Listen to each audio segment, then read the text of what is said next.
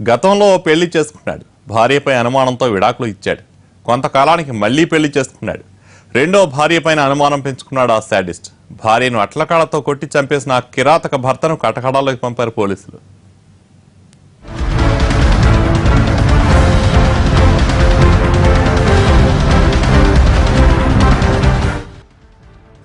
వీడే ఆ శాడిస్ట్ మొగుడు.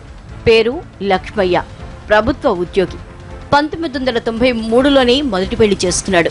భార్యపై అనుమానంతో నిత్యం గొడవ పడేవాడు. 2 కొడుకులు పుట్టిన తర్వాత విడాకులు తీసుకున్నాడు. 2005లో నల్గొండకు చెందిన మాధవిని రెండో పెళ్లి చేసుకున్నాడు. వీరికి 2 భార్యలు. రెండో పెళ్లి చేసుకున్న తర్వాత కూడా లక్ష్మయ్యకు అనుమానాల పిచ్చి తగ్గలేదు. రెండో భార్యను అనుమానిస్తూ వస్తున్నాడు. తనకన్నా భార్య వయసు చాలా తక్కువ కావడంతో అనుమానం ఇంకాస్త పెరిగింది. భార్యకు మరొకరితో వివాహేతర సంబంధం ఉందన్న అనుమానంతో తరచూ గొడవ పడేవాడు. చివరకు భార్యపై అట్లకాడతో దాడి చేశాడు. గొంతు నులిమి చంపేశాడు.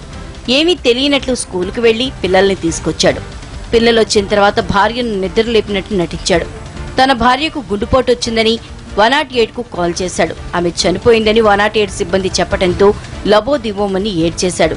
తన భార్య గుండెపోటుతో చనిపోయిందని నమ్మించి దహన సంస్కారాలు చేశాడు. ఇక్కడ పరిస్థితులు తర్వాత చూసిన తర్వాత సహజ మరణం అని చెప్పి భర్త మిగతా వాళ్ళు చెప్పడం జరిగింది. హార్ట్ పెయిన్, గుండె నొప్పి, తర్వాత ఫిట్స్ ఈ కారణాలతోటి ఉండొచ్చు అని చెప్పేసి అనుమానం వ్యక్తం చేశారు.